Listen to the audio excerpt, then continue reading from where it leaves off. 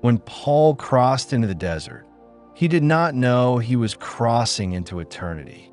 At first, his heart still raced with fear. Fear of soldiers, fear of betrayal, fear of hunger and death. The desert was vast, endless stone, burning sun, freezing night. No shelter, no voices, no guarantee of tomorrow. And yet, this was where God led him. Welcome to Stories of the Saints, where history becomes hope and the lives of the saints reveal eternal truths for our world today.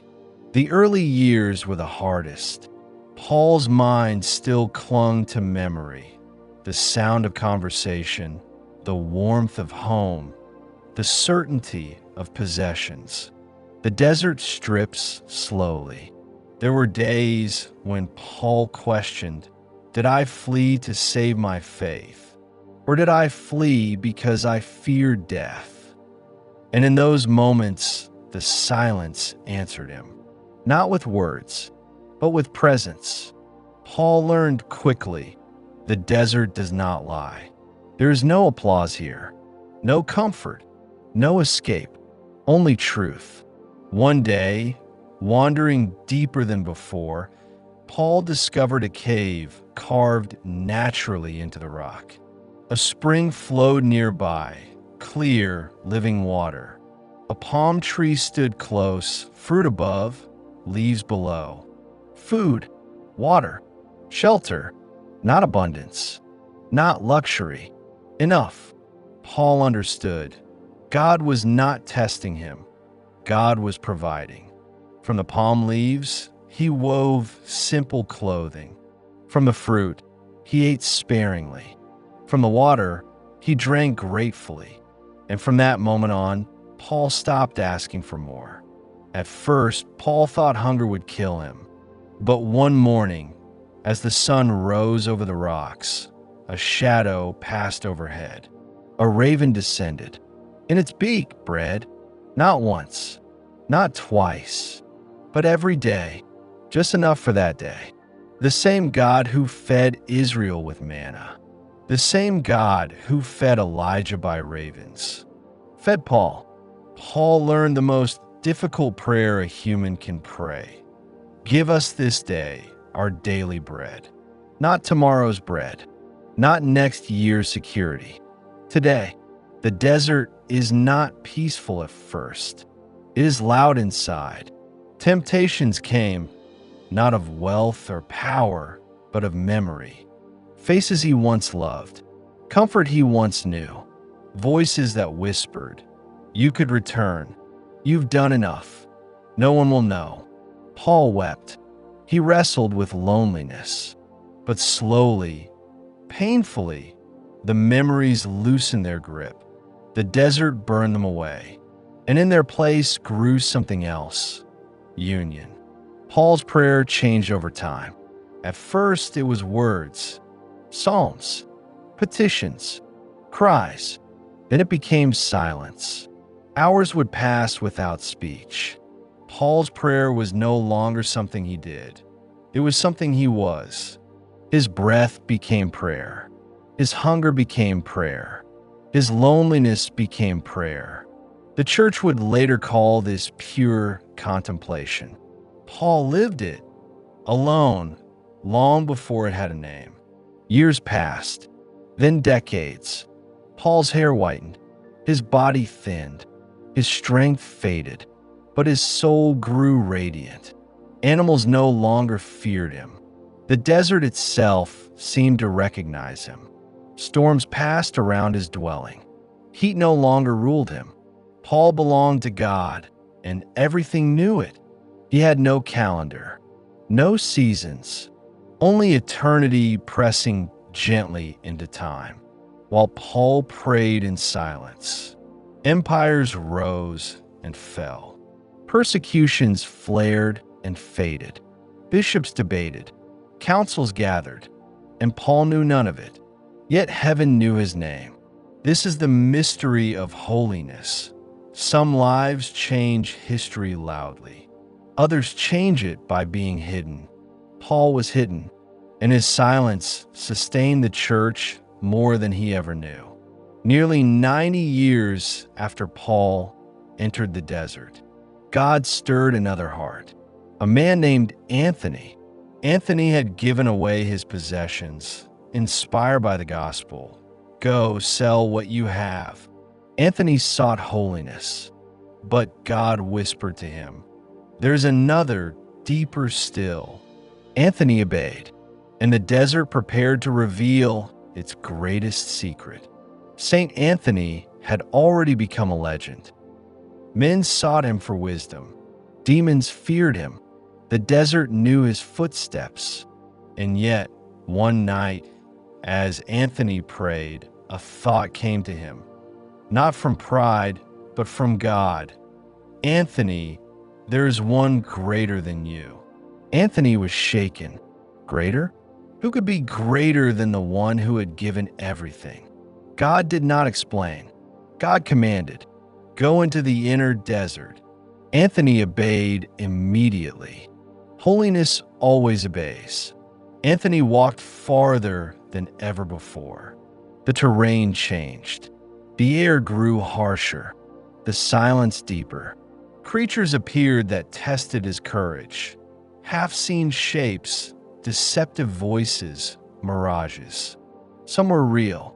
Some were demonic illusions. Anthony pressed forward. The desert does not welcome visitors. It tests them, and Anthony passed.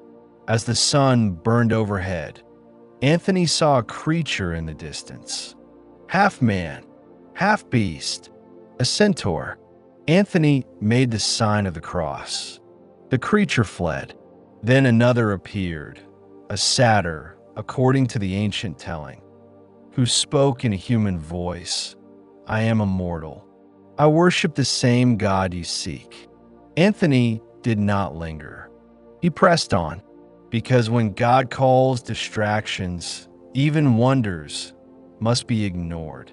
At last, Anthony found the mountain, a cave, a palm tree, a spring. Anthony knocked. From inside, a voice replied, Who are you? Anthony answered, I am Anthony. I seek the servant of God. The cave opened, and there stood Paul, 113 years old, bent in body, radiant in soul, clothed in palm leaves, eyes bright with eternity. Paul smiled. You are Anthony. Anthony fell to his knees. They embraced, not as strangers, as brothers who had always known each other. Paul spoke first. You have come because God has revealed me. You are the one sent to bury me. Anthony wept. Paul laughed gently, the laughter of one who no longer fears death. As they spoke of heaven, of the church, of the souls being saved far away, the raven descended. This time, 2 loaves of bread. Paul smiled. For 90 years, God sent me half a loaf. Today, he sent a full one because a guest has come. They ate, slowly, gratefully, the Eucharist without an altar, communion without walls. Paul turned to Anthony. My time is near. He asked one thing. Bring me the cloak Bishop Athanasius gave you. I wish to be buried wrapped in it. Anthony promised. He left in haste, fearful that Paul would die before his return.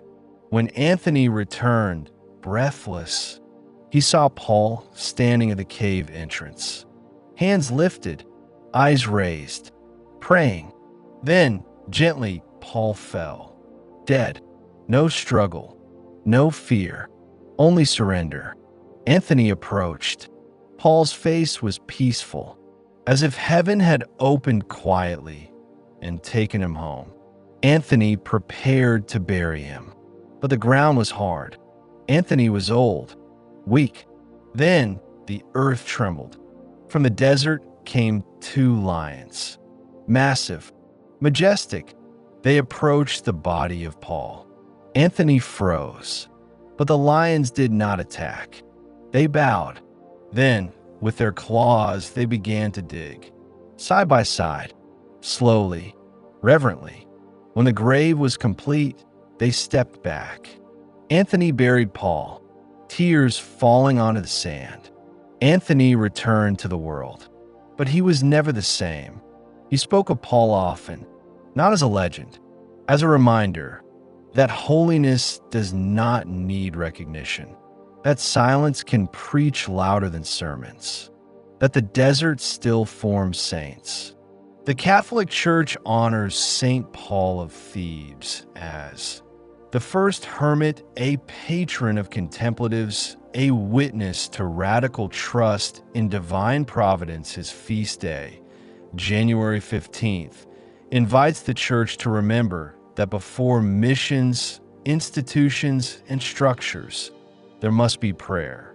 Before action, there must be surrender.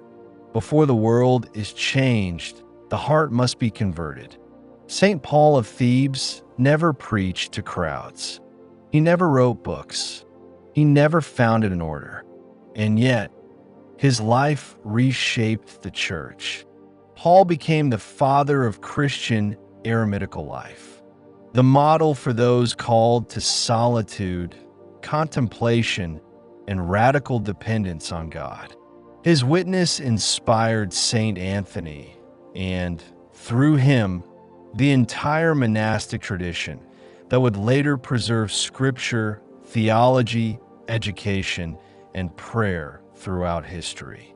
But Paul's story matters especially today, in a world addicted to noise, to productivity, to visibility and validation.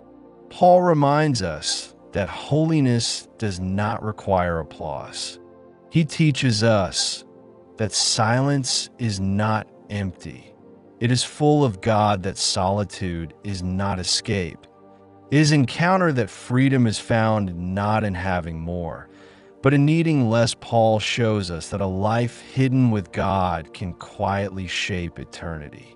Thank you for walking through this story with Stories of the Saints, where history becomes hope and faith continues to shape the world. Subscribe to Stories of the Saints, where history becomes hope and faith still changes lives.